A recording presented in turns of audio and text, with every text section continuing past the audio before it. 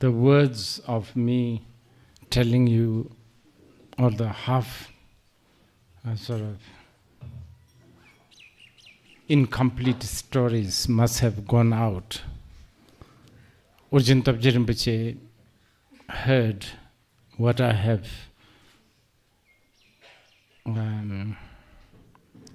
talked about this Jwalamukhi, and he said, "You were so small at that time and you know nothing."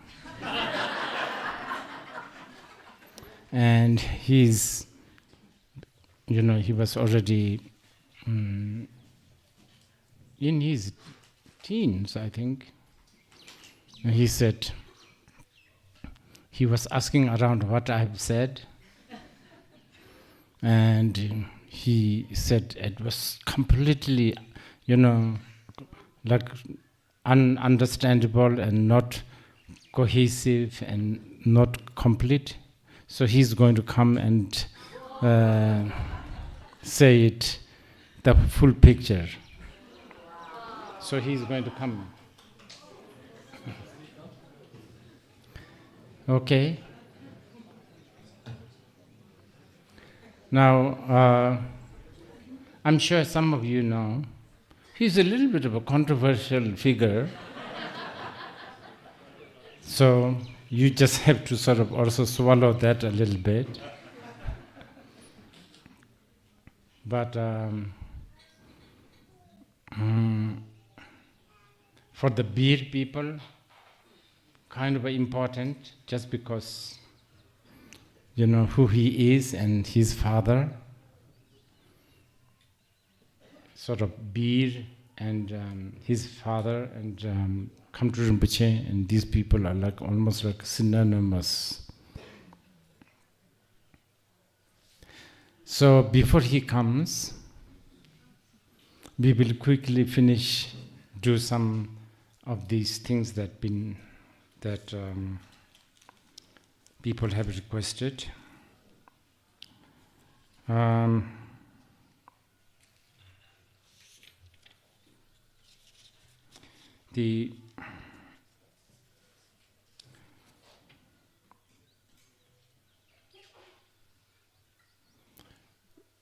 As I said, first we will do the Bodhisattva vow. So renewal of the Bodhisattva vow for a lot of you. For some of you, maybe this is the first time. And thinking of that, oh, I forgot, a Shakyamuni Buddha statue you have? We need to take a refuge. To take a Bodhisattva vow, you need to take Bodhisattva vow, you need to have the sort of the base, which is refuge vow.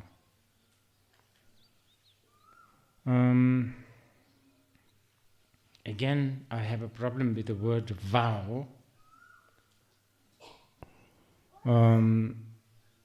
English word vow. In Tibetan we call it dompa, which is a connotation of,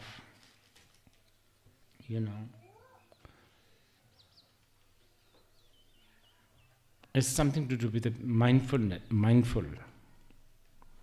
actually, and really like putting extra effort in being mindful.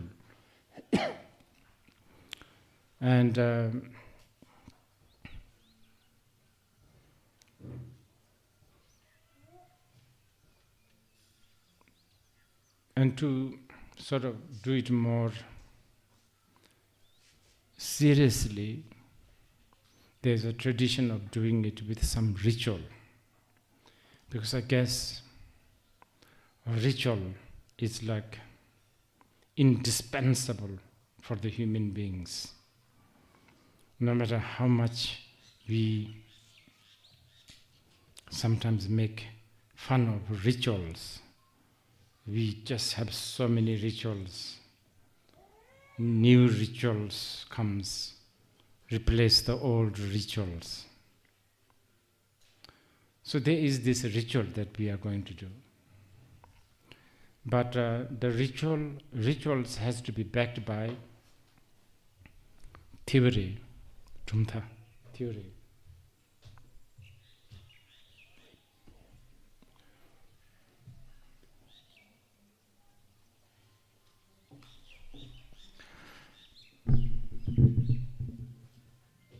And theory of taking refuge is basically admit or accept or just surrender to, in this case, to the Dharma, which is the truth.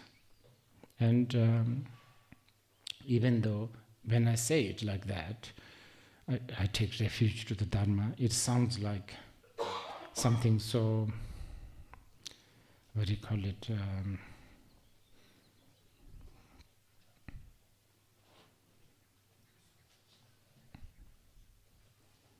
I don't know, so ritualistic.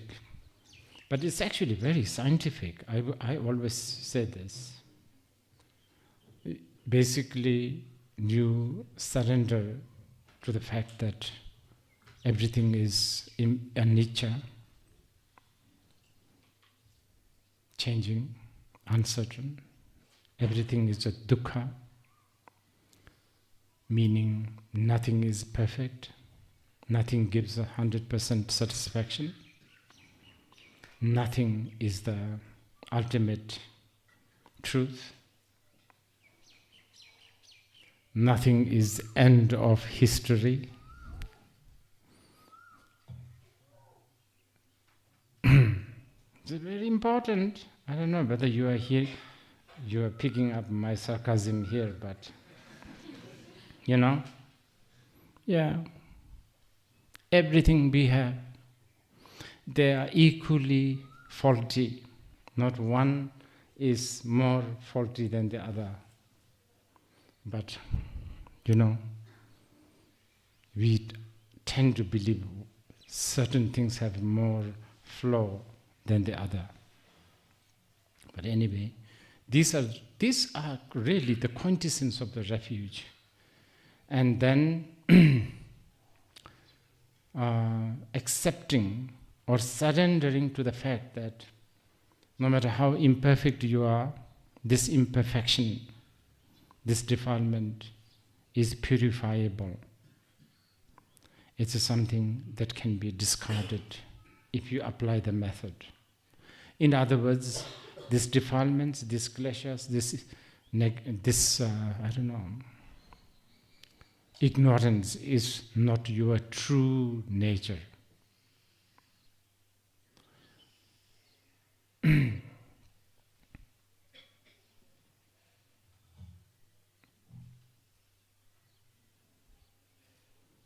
In other words, what Buddhists are saying is you should surrender to the fact that you are primordially good. You should really try to get out of this delusion of thinking that there's a permanent flaw in you, or the flaw is you. That's basically the theory of the refuge. But of course, then it gets more complex. In the context of what we have been talking this yesterday and this morning, refuge can be that the unsplittable nature, the Vajra nature, is what you need to surrender.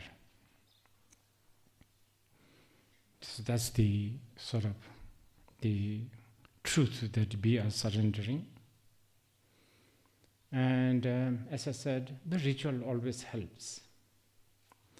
And usually the refuge ceremony, when we do that, on the most fundamental level, I have to say, you take refuge to the Dharma as the path, Buddha as the guide and the Sangha as the companion. And a ritual, from the ritual's point of view, you have to have a statue of the Buddha representing, yes, of course, we have the Manjushri and all of that, but on the most fundamental outer level, Shakyamuni Buddha is the guide on the, most, fundamental level. So this is why Shakyamuni Buddha statue will represent the Buddha here. And keeping this in your head, please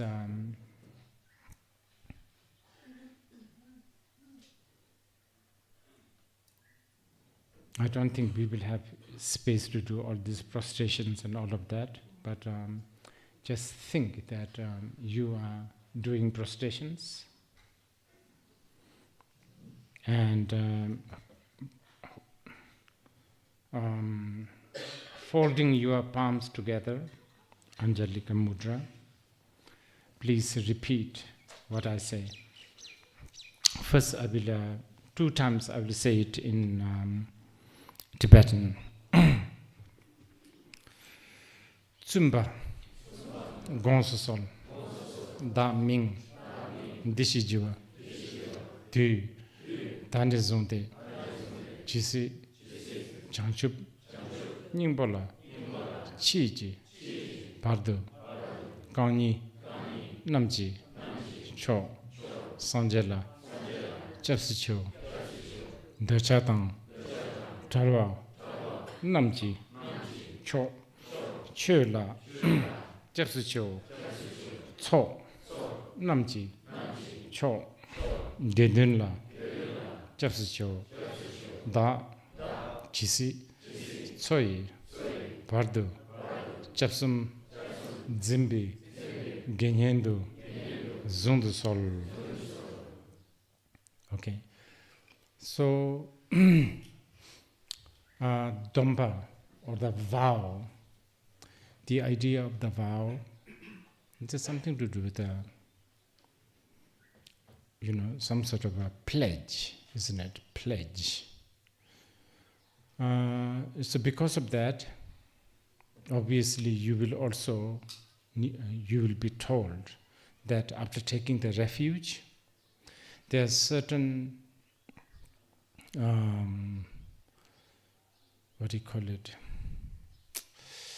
certain commitment, maybe is not the right word, sort of vow, certain things that you cannot violate, and which is important that you need to hear this. So, having taken refuge to the Dharma, especially, and because the Buddha Dharma is essentially part of non-duality, and also path that accepts dependent arising. So it doesn't make sense to also follow a path that is dualistic, path that does not accept the dependent arising. So this is something that you need to know. I know there are people who sort of say that they are sort of partially Buddhist and partially Christian. I don't think you can really do that. This has got nothing to do with Christianity is lesser or Buddhism is greater. Nothing. It's just, you go right, you go right. You go left, you go left. You can't go to right and left together. Until you become enlightened. After you are enlightened, then walk 10 directions in one go. And you are actually asked to do it anyway. So, and then that is a fundamental. And then also try not to harm other beings. Now, of course, this is very subjective, because the concept of harming is such a big subject. But as Buddha himself clearly stated, Rangi lula pelonla jenla neba majeji. For now, for the deluded beings, the only reference that we have is ourself. Use your own reference, use your own criteria or definition of, okay, so something that you don't want to be experiencing. If you do it to others, then that for now is what we call harm. So try not to be harmful.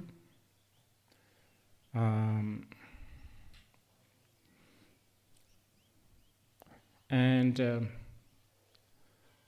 similarly to the view that I was telling just a few moments ago, also not to let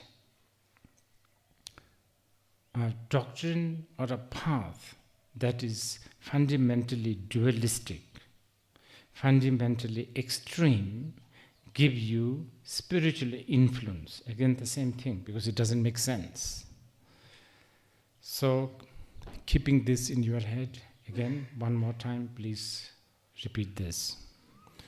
Tsumba, Gonsosol, Da Ming, Dishi Jiva, Tu, Tane Zonte, Chisi, Chanchup, Ningpola, Chichi Pardo, Kangni Namchi, Cho, Sanjela, Japsicho, Dachatang, Talwa, Namchi Cho, Chola, Japsicho, Cho, Namchi, Cho, Gendunla, Japsicho, Da, Chisi, Choi Pardo, Japsum, Zimbi, Genhendo, Zumbe, Zungdusol.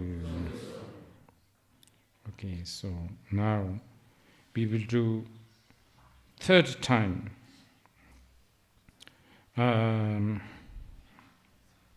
For the third time we recite the refuge. This time I will do also in Sanskrit. And after recitation, after repeating, I will pause for a few moments, and then I will snap my fingers. At that moment, you have taken refuge. Keep holding your palms together. Please repeat. Buddham, Sharanam, Gacchami. Dharmam, Sharanam, Gacchami. Sangam, Sharanam, Gacchami.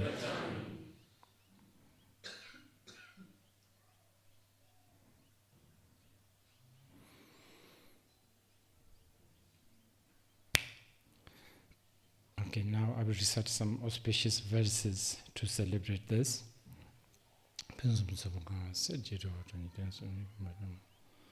Sanje Bemandan Rajivi Chayanga Ninjidingi, Tashi Tamboy, the Jordan Bichoram Jitens, Miich, Church, the Chigunam, the Ninjidingi, Tashin, Gendrin, the Children, Timbin, Midan, Haman Jichabin. Soji Jorong Zajadan Baji, Ninjidingi, Tashi Sumba. Okay, now that you have laid the foundation of refuge, you now take the Bodhisattva vow. So, Bodhisattva vow basically means pledging to generate Bodhicitta. Now, pledging or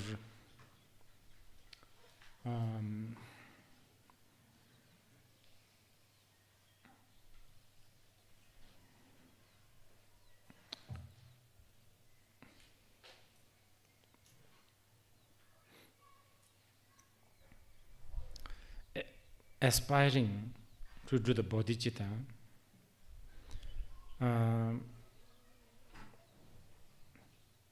I think two things. There are two things that you are doing when we say taking the bodhisattva vow, and that is relative bodhicitta and ultimate bodhicitta. So I think what we will do is we will take the vow, and then as you take the vow, I will sort of briefly explain relative bodhicitta and the ultimate, followed by ultimate.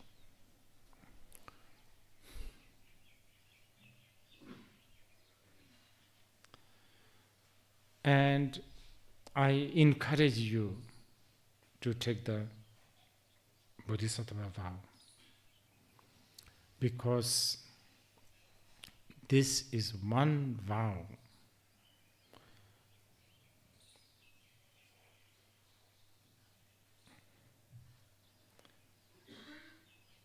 it's the most perfect vow.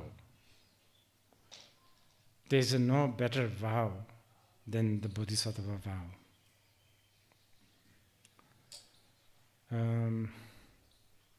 In every level.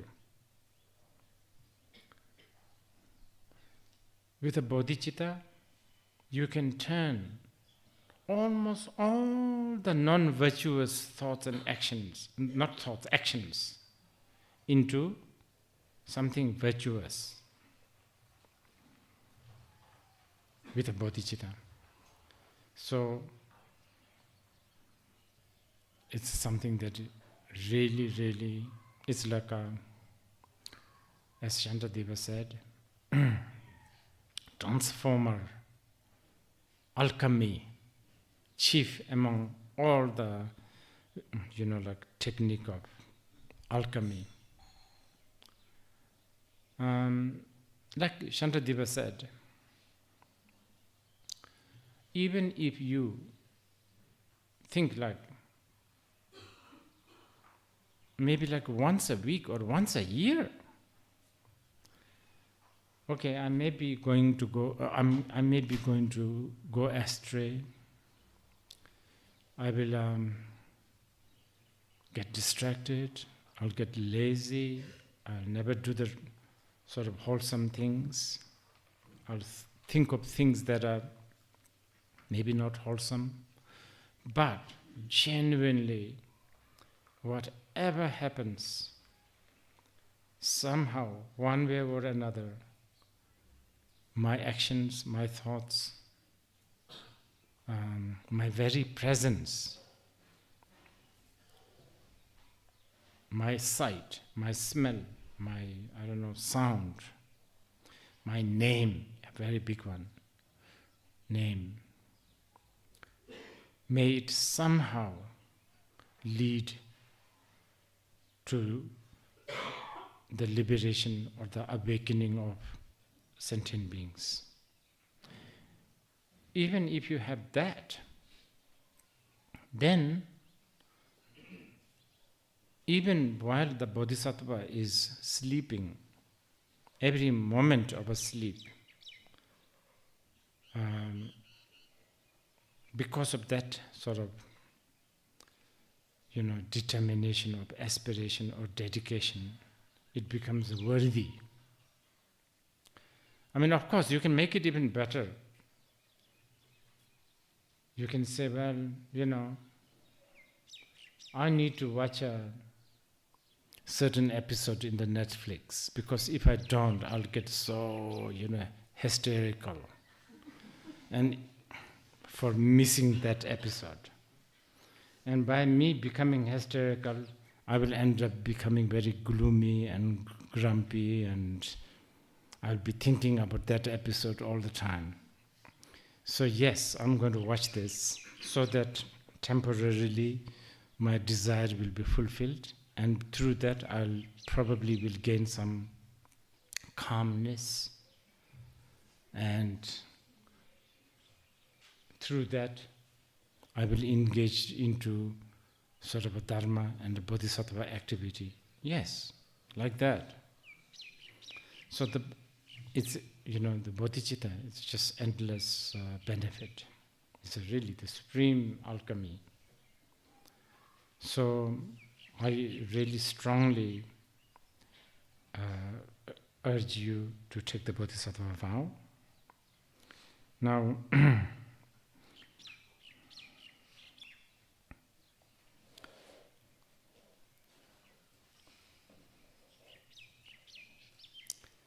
first, let's do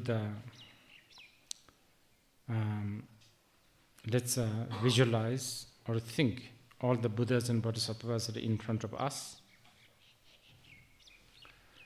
And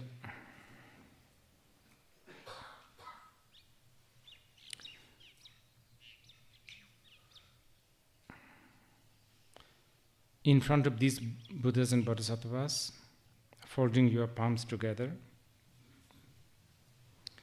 repeat these words. What you are saying is, just as all the Tathagatas of the past, how they generate the bodhicitta, I shall also generate the bodhicitta, and I shall also engage the training of the bodhisattvas step by step, according to my capacity. So this is what you are saying. So please repeat. Jitar nganji, deshe ji, changchup thuni, jebatang, changchup sembi, lapala, teda rimjin, nepatar, tejin dola, pendendo, changchup semni, jeji shing, tejin duni, lapalang, rimbashindu, labarji, jitar nganji, deshe ji, changchup thuni, jebatang, changchup sembi, lapala, teda rimjin, nepatar, tejin dola, pendendo, changchup semni, jeji shing, tejin duni, lapalang, rimbashindu, labarji, jitar nganji, deshe ji, changchup thuni, jebatang, changchup sembi, lapala, teda rimjin, nepatar, tejin dola, pendendo, changchup semni, jeji shing, tejin duni, lapalang, rimbashindu, labarji. Okay, so what I'm going to do, I'm going to, sort of guide you to think some of the bodhisattva aspirations. So you just listen to what I say and contemplate on that.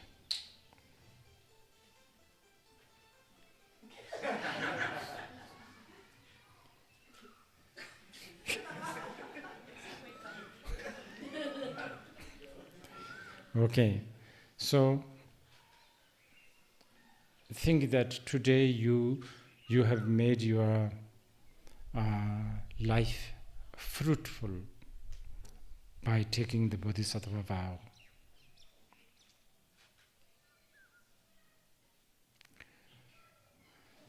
Today, by generating this wish to awaken all sentient beings, you have made your human existence worthy.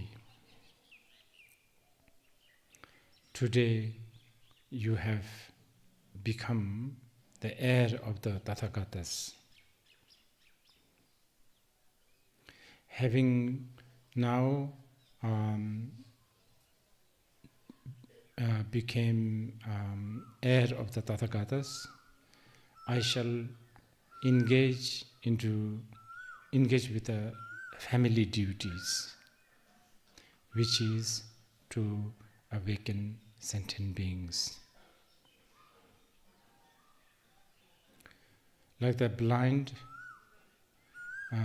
destitute blind, stumbling with a treasure mine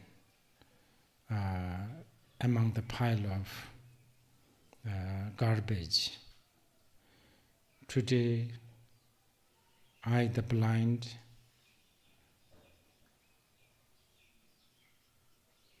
found this wish to awaken all sentient beings. That is like the treasure mine. Today, in front of all the Buddhas and Bodhisattvas, I have assigned myself to be the servant of all the Tathagatas and all beings. Therefore, O gods and asuras, rejoice.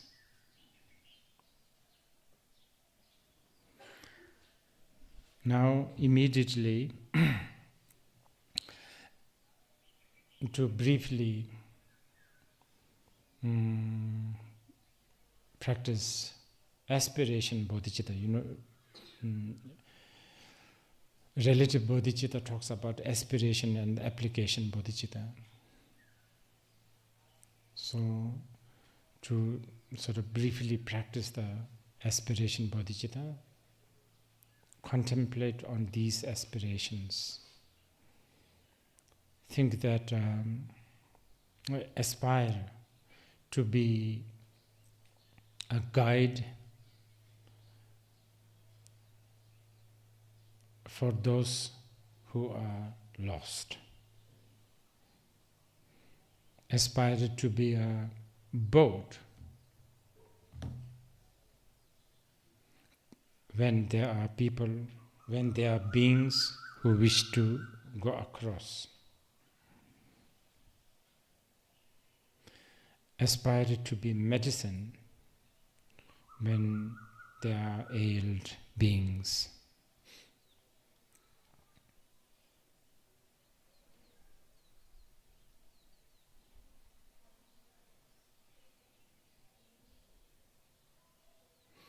Aspire to be companion for those who are lonely.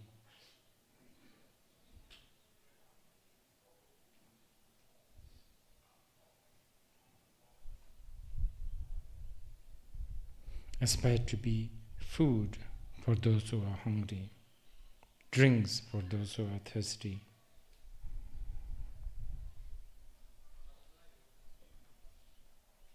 So on and so forth.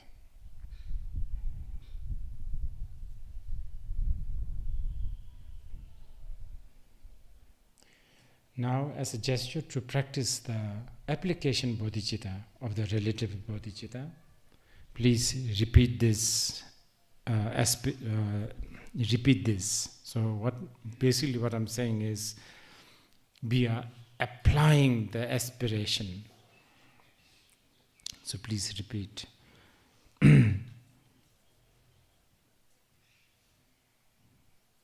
Jangchup semni Rinpoche Mache panam Che jurchik Cheba nyamba Meba yang Kone kondu Pelbar shok Jangchup semdang Middle shing Jangchup jola Jolwa tang Sanje namji Yongzung shing Duji lenam Pongwa shok Changchup semba Namji ni Rodun tukla Gongrup shok Gombo yini Gangongpa Semjen namla Danger shok Semjen tamje Dedang danger chik Ngenro tamje Tato tongpa shok Changchup semba Gangda sarjukpa Deda kunji Melam drubar shok.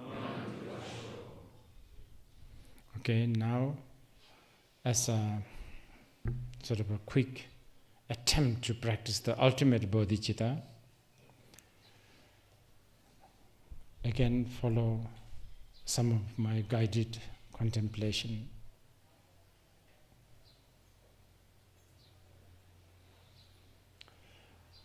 Just realize that everything is your projection.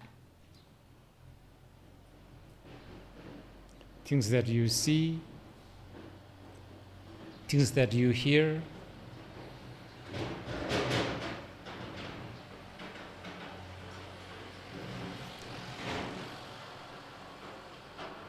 things that you taste, feel, smell,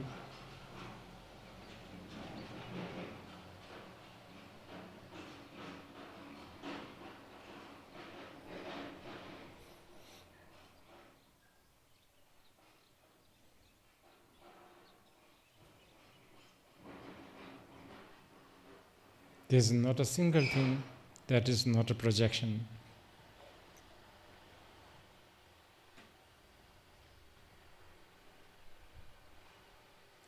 So now look at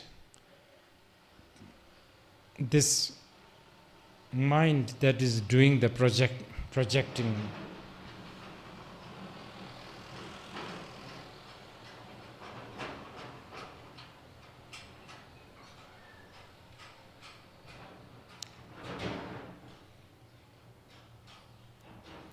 Who is this mind? What is this mind? Where is it? Where is it? Where did it originate? Where is it now? And when it sort of fades, or when a thought disappears, where does it disappear? All that.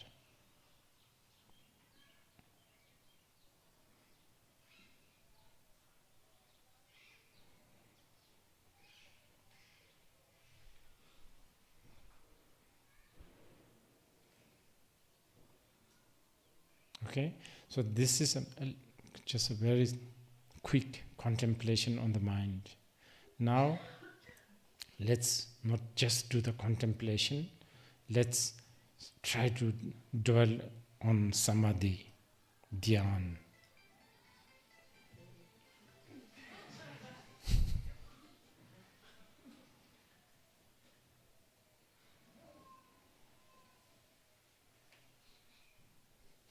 So,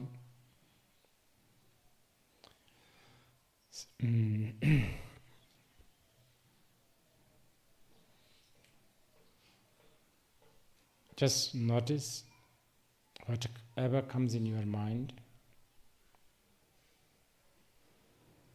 Beyond noticing,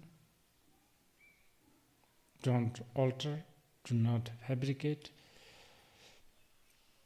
do not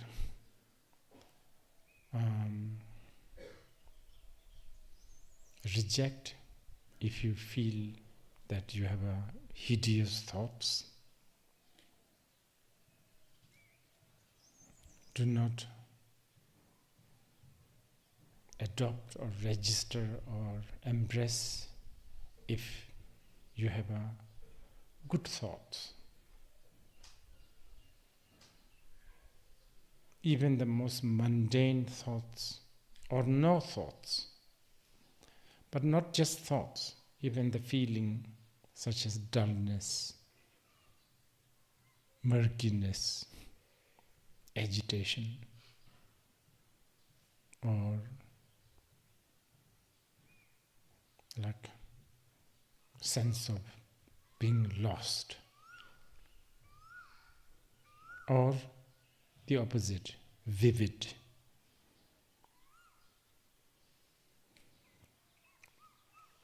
Just watch that.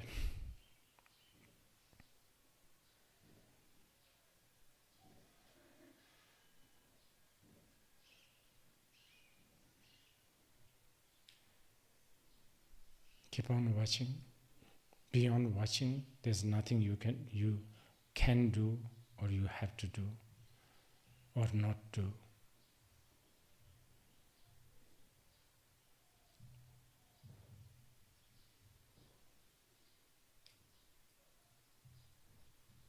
Okay, so let's consider that as a short practice on the ultimate bodhicitta.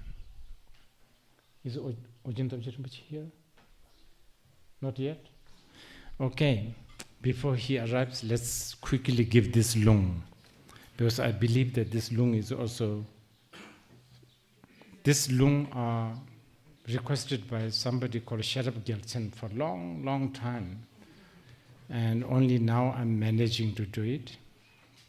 And I heard this is also live streamed, and I better quickly do the lung before Ojin Topje Rinpoche arrives, because he is very critical towards giving any kind of transformation through live stream.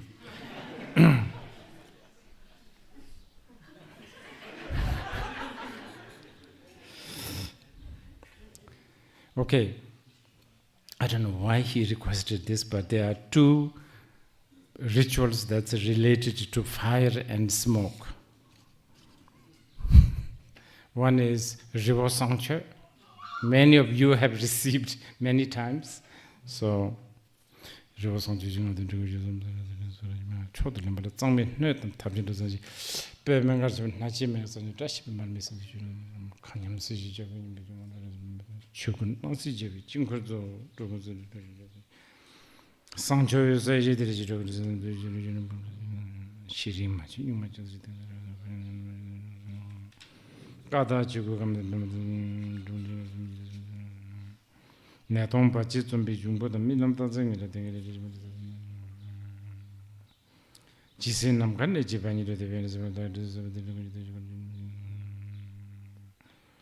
Dusum jatong so kandup de kusum daban ne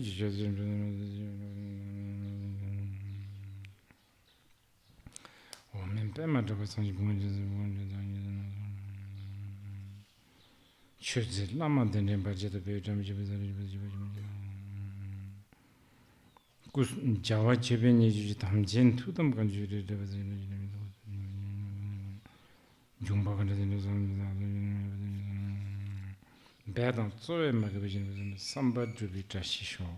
Okay, so this is a treasure teaching discovered by a great Nyingmapa master called Latun Namkha Jigme. It's translated into English, very popular, especially those who feel like you are having some sort of a karmic debt issue, or spirits, or I don't know, all kinds of things. Or if you feel like you need to sort of change the paradigm of your present life situation, then our masters have advised us to do this. And then the next one is sur, which is some sort of a smoke offering. But this one is not the short one. This is written by Kunchen Longchenpa. Kasu Shinkam Kunche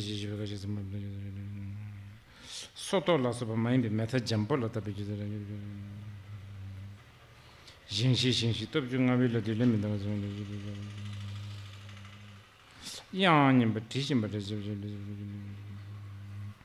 the engine on just image with the Namesravata got a baby Bishamukhi Tabarimba go to Jusem Sum to the Unishusajinas missing the regime somehow the Ringa the Zumatam of the jumped in the church to be turned covers and the Sanji Tons and Sanji Gavi Palace. So the big Papa Jambaji Dagi changes and beat the nerves and between yams and you want them. Gaining Carchoji Mingan Cinema. Yen and Shalu mid and transit transform density to be so in Zambal Henji. Dagi Leva than Kalbi Chotam Bichebi Ton Road to some disease with Jumba Tango Chendang Ludan. Geri tonta jeju dan jebe sonna no bade chabar de do ri do nam jima jene jene khasana dana zana ne do da jede nam mingji dubi phangba chro dung ha jira jita thunang ge nam ja ne do ju satung phunsum so bada den ba leng mi de ba ge jere ne ba ram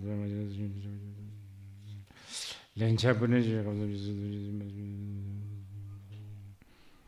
ranjun do ji jin bin ji le ke ba ma su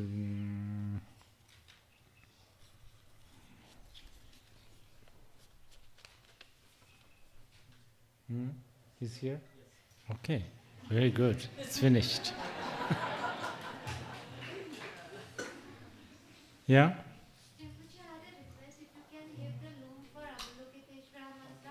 Already done. Just there, yes. Because sur, especially for the sur, almost all the time is something to do with Avalokiteshvara. It looks like ghosts, and especially hungry ghosts, they seem to not mind Avalokiteshvara. I think. No, this is like a white suit, but it includes everybody.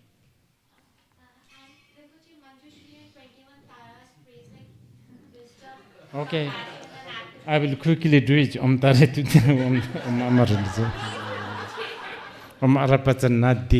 Okay, say whatever I say. Okay, Namo, Manjushriye, Kumaraya, Bhutaya, Bodhisataya, Mahasataya, Mahakarunikaya, Tayatha, Om, Araje, Biraje, Shuddhi Vishuddhi, Shodaya, Vishodaya, Amale, Bimale, Nirmale, Jayavari, Ruru, Chale, Hung Hung Hung, Pe Pe Pe, Swaha. This is sort of the medium length dharani of Manjushri. This dharani is especially good if you want to think backwards. Okay, now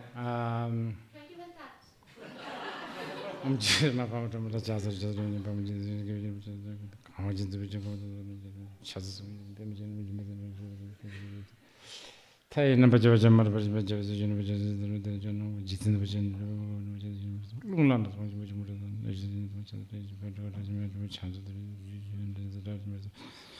so the Menang was a Chanson Madawaji, Jenny Balaras, Martin, the generation of so I didn't have to do the chatter when you should talk. Are we taking a break or 4:15 we'll take break. But he's going to take long. we are prepared for that. So first we take break and then he starts? Or? Actually we wanted to take break around 4:15. We still have time. No, but I think we better take break now. Sure. Okay, we take break now. When we come back, he will tell you the stories.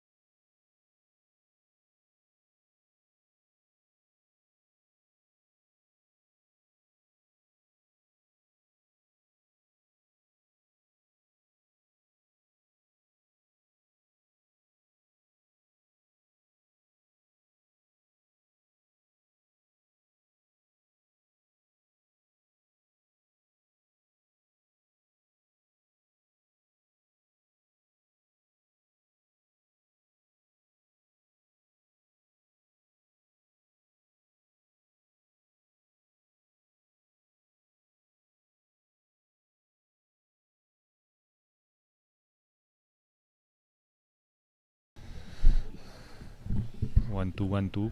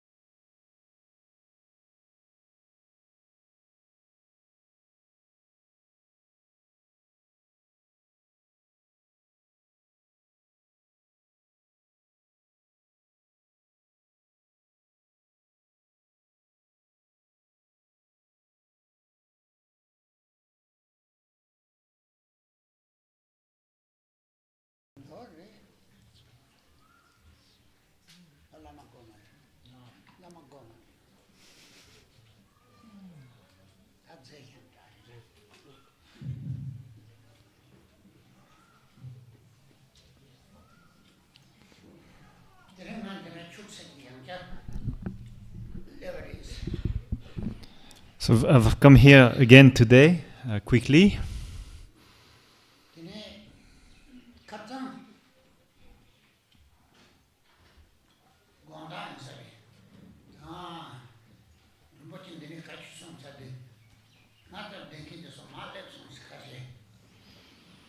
And yesterday, I think it's in the evening after Rinpoche so gave this teaching, the people who stay with me came back from the teaching.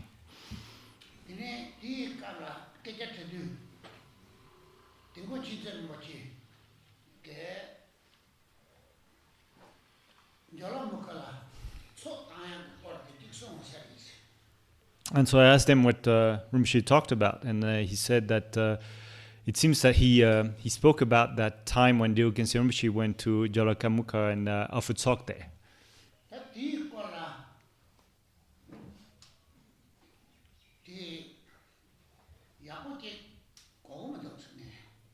So, and I didn't understand clearly what they were telling me.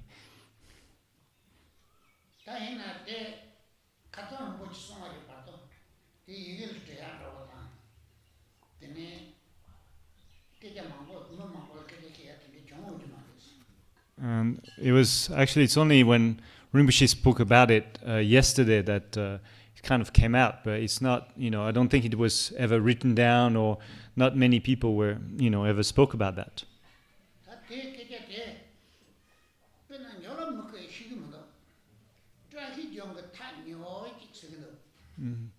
I mean, to start with, he doesn't even know where Jwalamukhi is. He says, I think it's somewhere near Tashijong.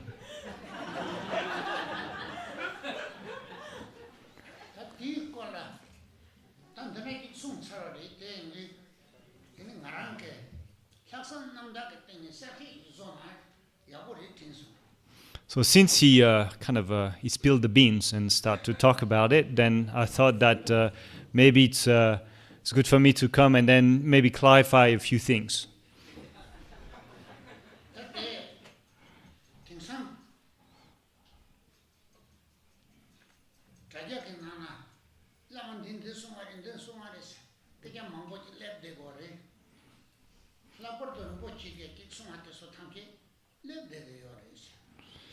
And particularly these days, you find so much, like whenever a Lama says something, then it's online and people start commenting about it, especially in the case of Rinpoche.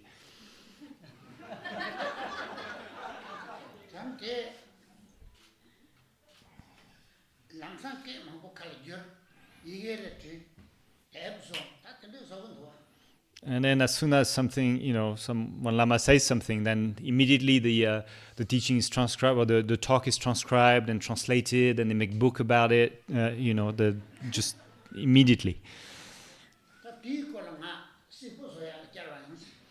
So I came today to clarify something about that.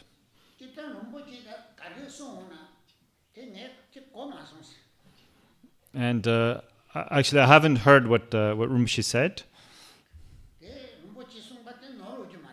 and I don't think he made a mistake in what he said.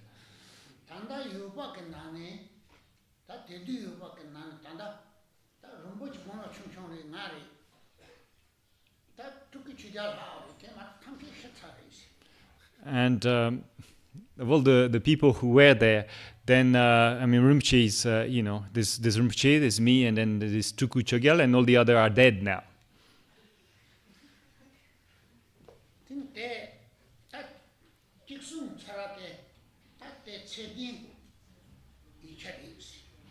And so after he spoke, I have no doubt that it was, it was really, it was the truth that he said.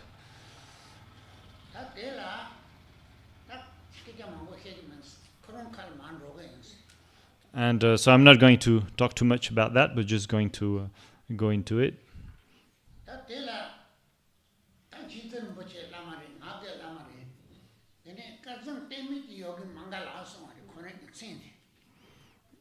And so Rinpoche is a Lama. I'm a Lama too, and also he says that it's like the yogi who was it Tenchi who teaches? Is it Tenchi? The Mangala, which is like the auspicious Lama who teaches, yogi who teaches. And basically, in short, the meaning of this is that we're fortunate. And that's how he would explain his name. Fortunate.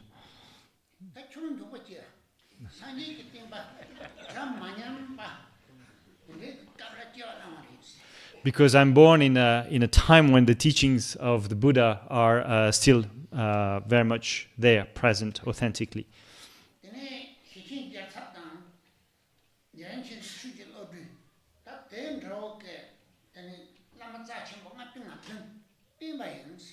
And then the Yogin Rinpoche added that he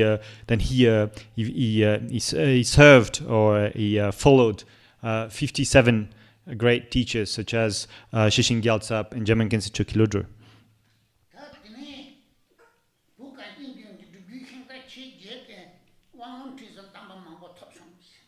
And then I've received empowerments, reading transmissions, instructions on the teachings of all the 8 great chariot of teachings or lineage of teachings that are present in Tibet.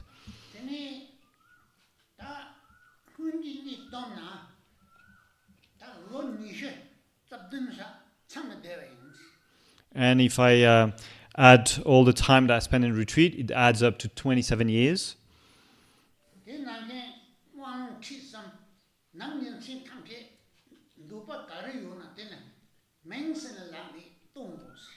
And so, and Rinpoche continued to say that he gave to whoever requested him any empowerment, reading transmission or instruction, day or night, whenever somebody asked.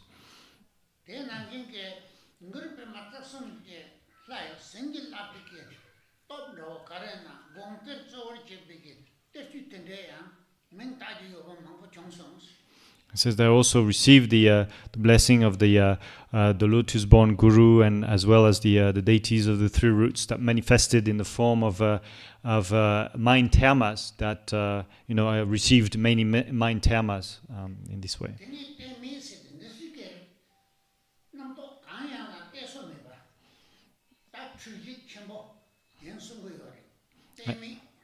And he says that he was really free of any kind of aim or target or objective. He was really free like that, had destroyed, as I said, destroyed delusion, and was really that free in this way.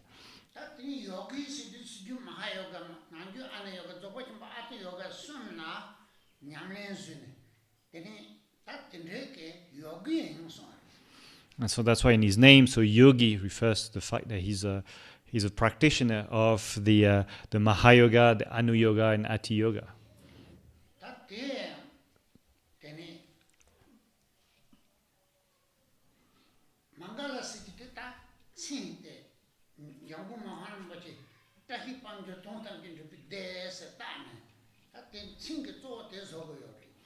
And that's Mangala, that his main name that was given to him by Mipam Rinpoche, who called him so that Tashi Paljo Dubede, that is,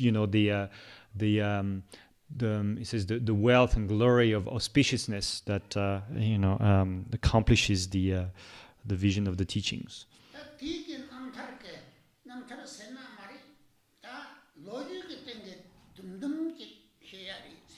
And so here we're here not to talk about his, not just a story about, that is part of things that he's done, and have spoken a little bit about his life already, but I've never spoken about that particular event. But then again, she spilled the beans yesterday.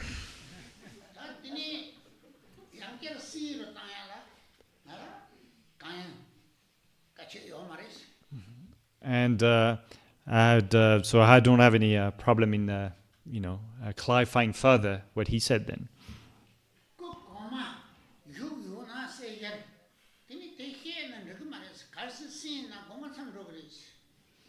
And if his previous incarnation was there, that couldn't talk about it, and that if he were to talk about something like that, we would just would get a scolding for that. But he's not here.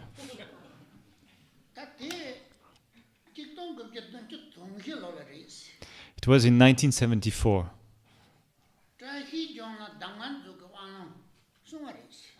At that time, the Khyentse Rinpoche was giving the transmission of the empowerment and reading transmission of the Dangakzo in Tashijong.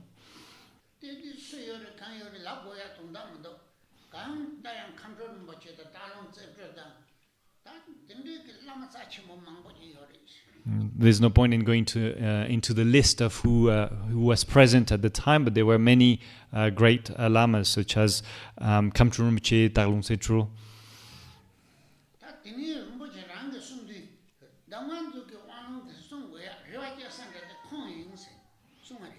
And then Rinpoche said that himself that he was Rinpoche was Khyentse Rinpoche said that Rinpoche was his hope, in the future for giving this transmission of the Damngakzo, and that's why he was giving the transmission. And so that's why he was invited at that time to receive it.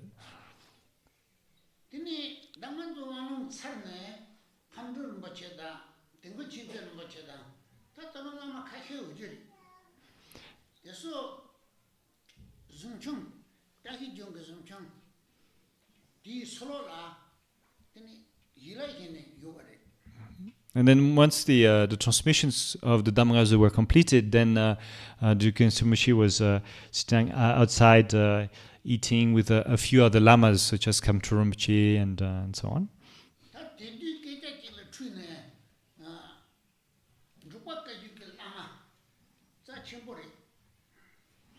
And then there's one lama, a Drukpa Kagyu, an important Drukpa Kagyu lama, raised a point at that time.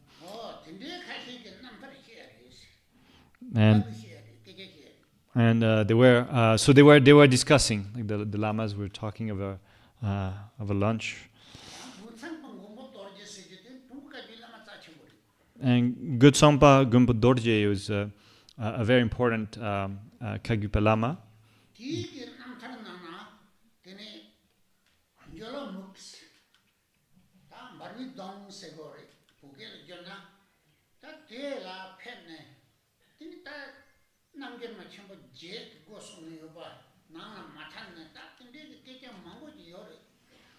And that in his biography he talks about Jwalamukhi, which is in Tibetan, or like in English would mean like a blazing face or blazing mouth, something like that. That special sacred place with the 8 yoginis and all that. There's a number of talks about the several details like that.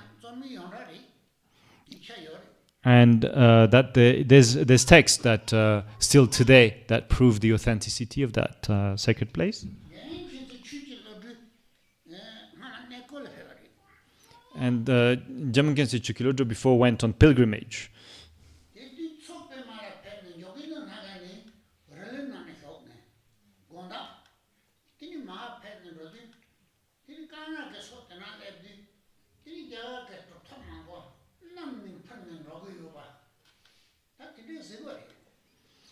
And when he went to Tsopima, and from Tsopima then he went down to Jogidhernagar, where he took the train to Kangra. And when he reached there, then he spoke about he saw many accomplished Indian yogis who were, some of them flying in the sky. He said he saw that.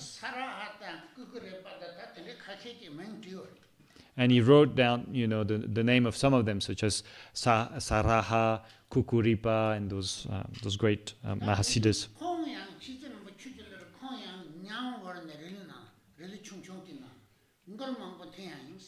And he says that, and at that time, so Guru Jamgon Khyentse Chukilodro also then wrote spontaneously many songs of realization as he was in that small train. Then he wrote down many songs of realization that manifest spontaneously. And so as he was traveling on the train, he felt that it probably means that there's a very special sacred place here.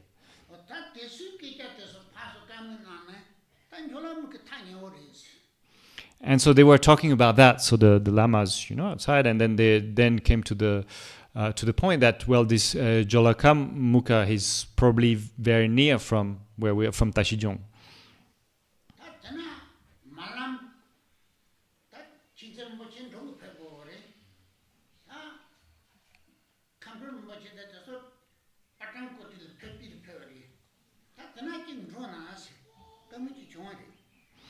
And so the day after, then the Duke Khyentse Rinpoche was supposed to leave for Bhutan, and then so Khyentse Rinpoche would take him to Patankot, and so then therefore they had the idea that maybe to try to stop at that sacred place on the way.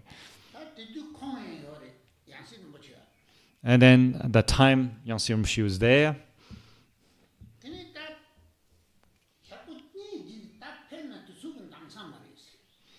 And so then they told Khyentse Rinpoche, well, maybe you should do Khyentse Rinpoche, maybe you should postpone it to one day, unless we have 2 days, we won't be able to go and visit the place.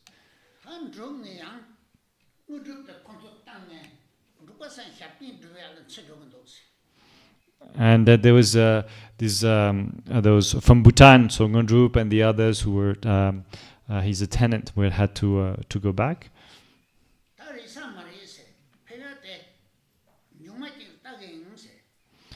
And so Rinpoche said, then, well, I don't think it's possible then, to postpone it. So maybe we should try to do that some other time later.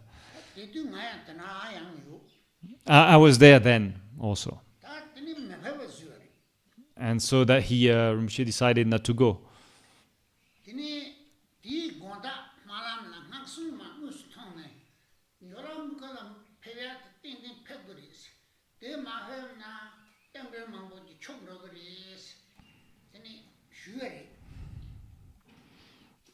And then the Khyentse Rinpoche Milam.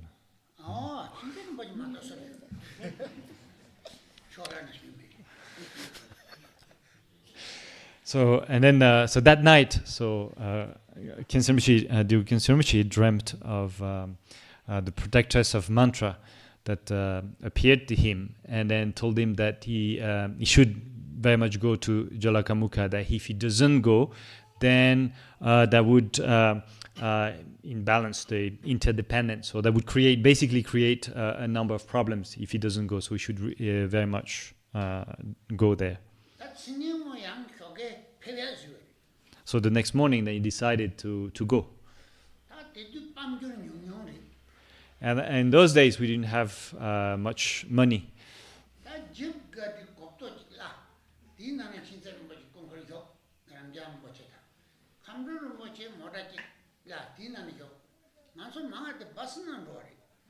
And so then they rented that old kind of derelict jeep to put to drive Khyentse Rinpoche and his entourage, like Rabjam Rinpoche and so on. They had another jeep also for another car for Khyentse Rinpoche, and the rest of us traveled by bus. And probably actually Rabjam Rinpoche was not with the Khyentse Rinpoche in the car. I think he went before. He went before Khandro took him there.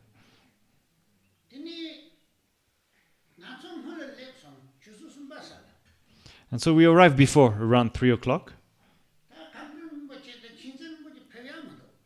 But Duke Khyentse Rinpoche and Khyentse Rinpoche were not arriving.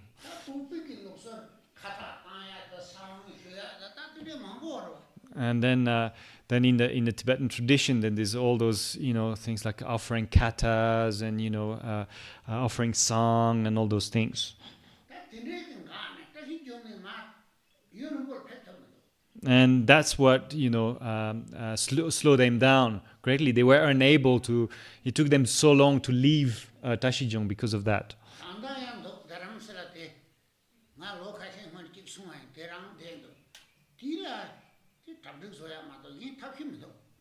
And it's still, going on. And then I went to Dharamsala some years ago.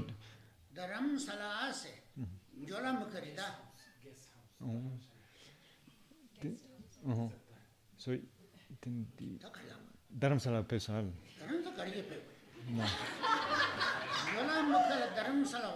Oh.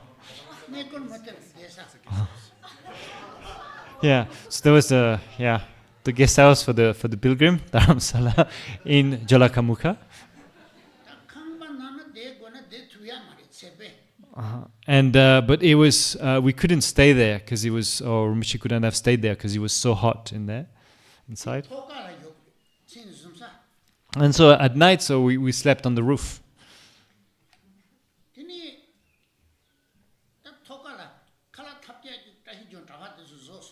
And so on the roof, then the monks from Tashijong made a very simple dinner. And then, so as we were there, and then Khyentse Rinpoche became quite strange. Something happened to him. And actually, generally speaking, when he slept, he needed we had to put for him a large pillow.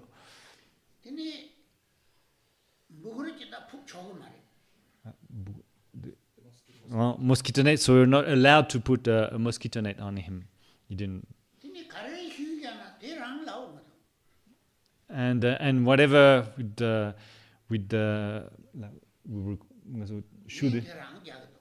whatever we'd request, we asked him, he would just answer that.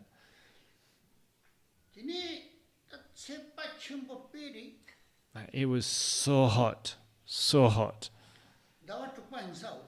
I think it was in June. So we spent one night there, and so that was just near that village.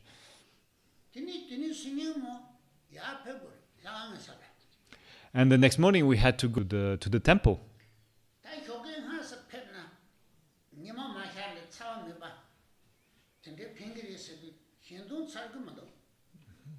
And so we thought that it'd be, and we told him it'd be good if we could go early in the morning before the heat, But then he was doing his practice, and there was, and he wouldn't even open his door. It was just, there was. And so we had to go quite far.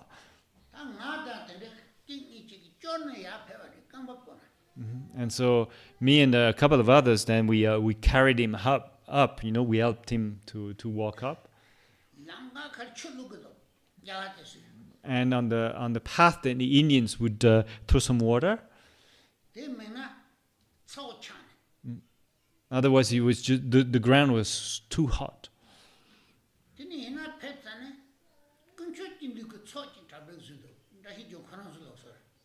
And when we arrived there, then the monks from Tashijong had prepared, prepared for a talk of Koncho Chidu, which is according to their tradition. And they bought a lot of talk.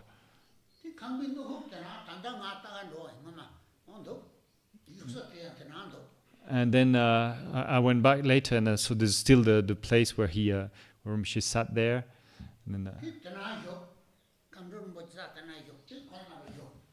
And then so Khyentse Rinpoche sat there, and then next to him came Rinpoche, and Rinpoche also was there. And there were also many monks from Tashijong, and also many lay people. And so we did the Koncho Chidu Tsok.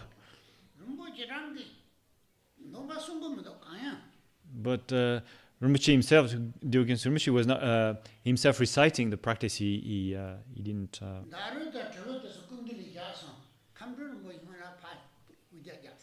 And we placed in front of him the Damaru and the bell and doje, but then he moved them and gave them to Khyentse Rinpoche.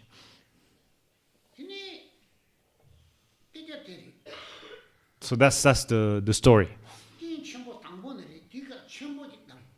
And Khyentse Rinpoche had really big eyes, but that time they were even bigger.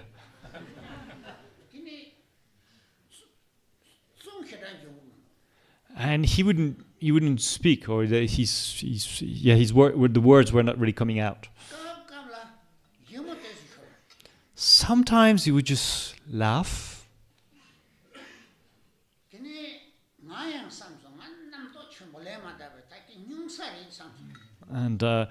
And then me, I thought, because I've have really that impure mind. I think it's just because of my negative karma. But immediately I thought, oh, he must be sick,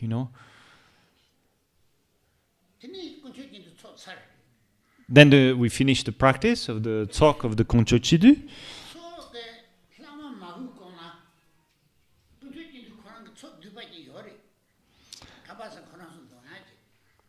And so that there's before offering the remainder offering of the talk, then there's in the Koncho Chidu there's this short talk offerings that they do. So he recited that a little bit.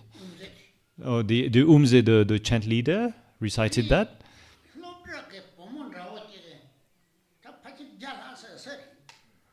And there were maybe a bit more than 100 schoolgirls there. They arrived there where we practiced. And a few girls from Tashijong also were there. And so the talk I had in front of me, then I threw it to them. And it was apples and bananas. And then Rinpoche said, keep throwing them, keep offering them, So I did, a lot. And then they start to kind of push each other to get the offerings, to get the talk.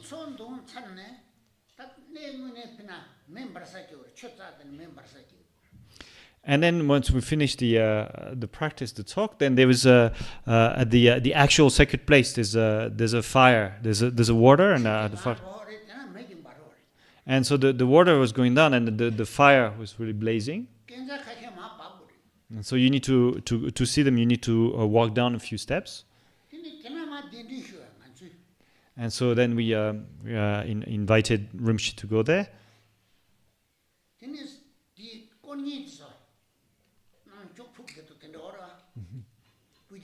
Mm-hmm.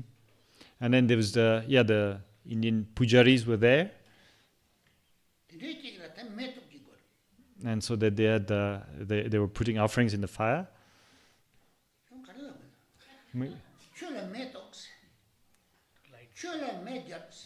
They like the water. That's what they do. They like the water. Okay. And you say your name.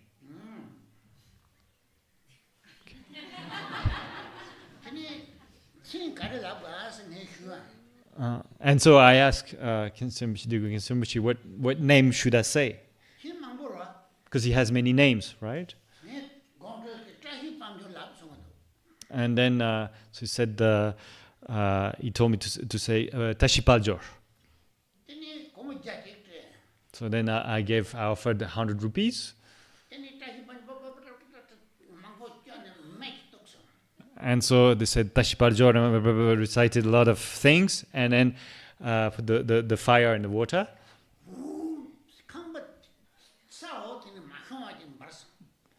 And then the whole building just went on fire. It's just a huge fire blazed up. And died immediately.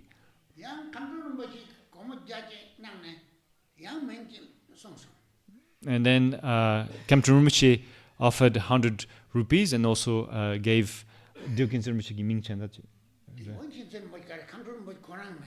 And then he gave his name at Khyentse Rinpoche.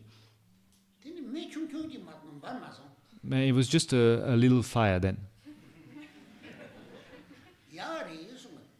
And he says that's a good sign. The huge fire was a very good sign. And then went in the anti-clockwise and then start circumambulating and go to all the places. And then there were in many rocks there were fire coming out, small ones.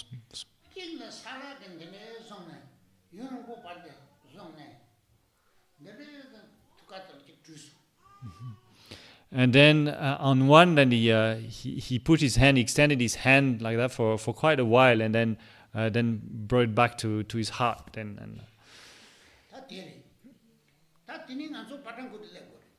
so that's what happened. And then we had to take him to Patankot. Then. So he stayed a little bit in a hotel.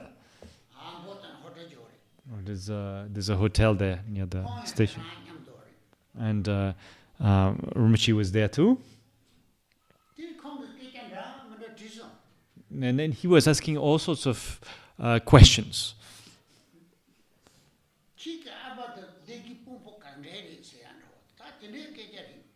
Like, how was your father was an important, what do you say, a minister in Derge or official, you know, what kind of official was he, you know, things like that.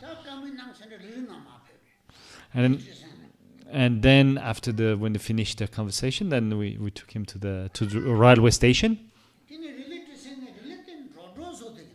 And we arrived to the station just before the train was about to leave.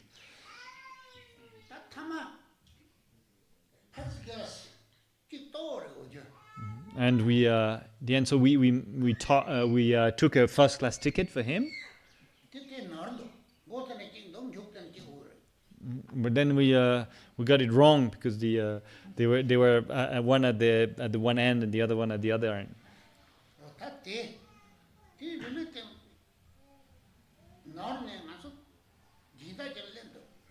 And so there was not the right train. But then another train came. Now, I can't give you all the details.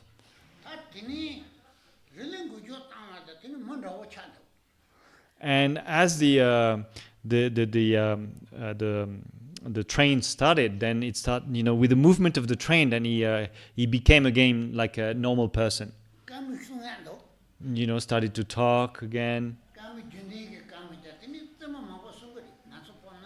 And you know, he started to speak again like he used to, like normally, you know, and telling a lot of jokes with us. And then nothing.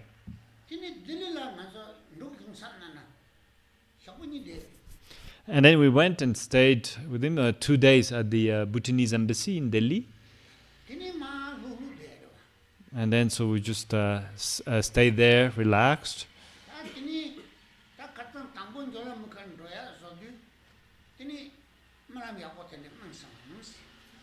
Then I said, well, you know, when we went to Jwalamukhi, before going, the night before, he had a good dream, right?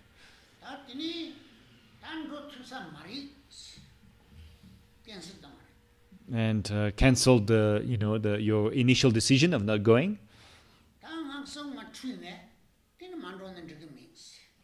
And then because then, you know, just what she was saying, he had that vision of the protectress of mantra appeared to him in his dream and told him that he must go. If he doesn't, then that would create problems. And so therefore I decided to go. And then the cars were rented, and so that we organized to be able to go.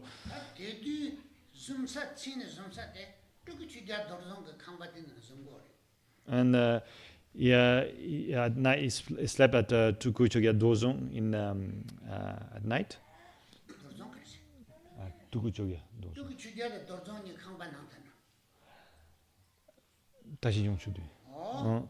Dozong. So when he stayed at Tashijong, so he was staying with Tuku Chogyal and Dozong, which is their place.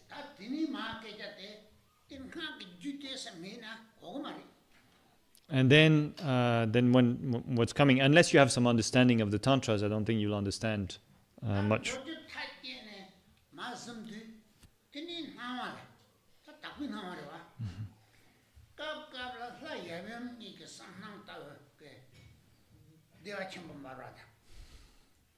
And then at night, so in in a dream, or like it's like a pure visions. You had those visions of deities in Yabyum and blazing with the fire of great bliss.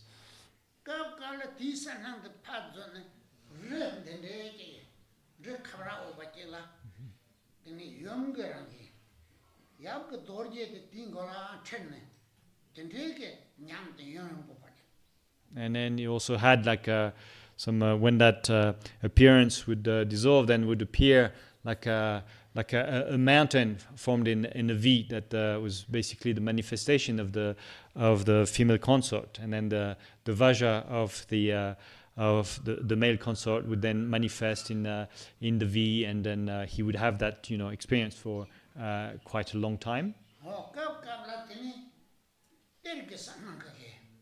And sometimes thermas would appear.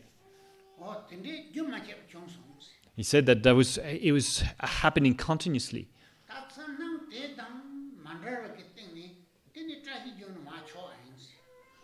And so that having that pure vision and seeing the authenticity of that pure vision, then decided then to go from Tashijong then.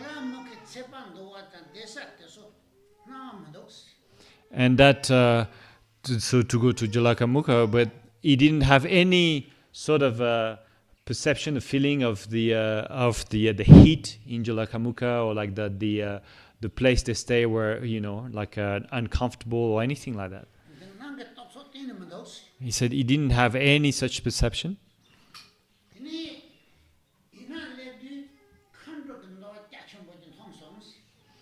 And then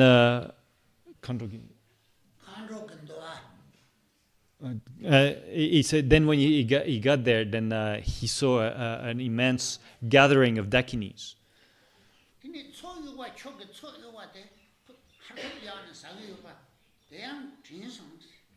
And then he said that he remembers the time when so we were throwing the tzok offerings, and how so they took the tzok offering and were kind of eating the tzok and all that.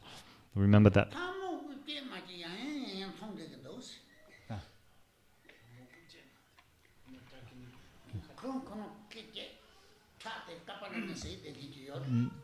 So that it's like the headless dakini, or the head. She basically, her head is a dakini with the head cut and then holding her own kapala.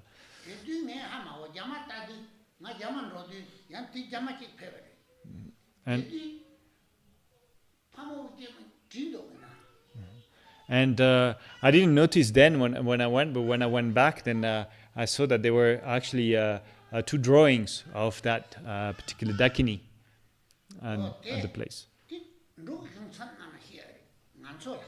And so that's what he was telling us at the Bhutanese embassy in Delhi.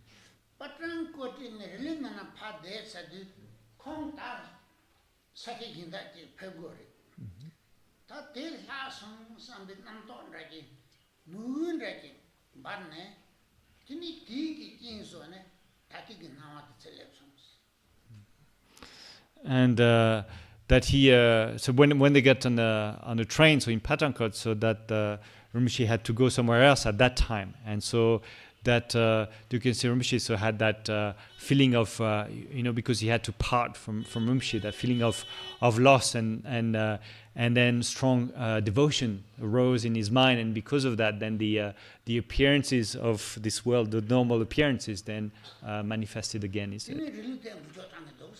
And then he said also that there was also the movement of the train.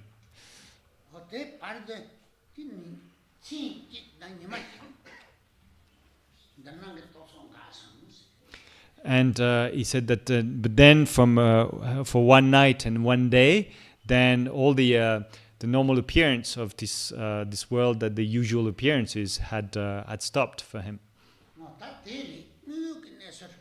So that's the real story.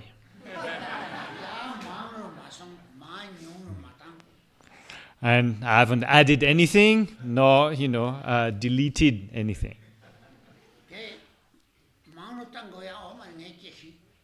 And I cannot add anything, because how would I know?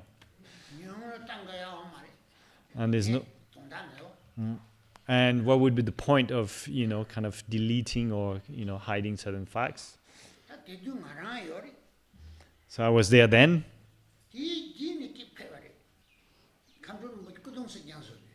And then went again during the at the time of the cremation of Khyentse Rinpoche's.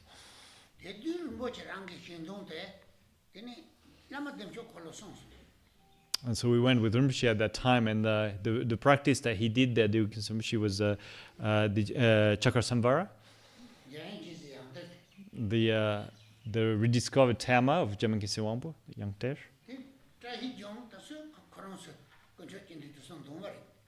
And the people from Tashijong, they did their own Kuncho Chidu practice. So then at that time I haven't heard anything special or. So that's the story.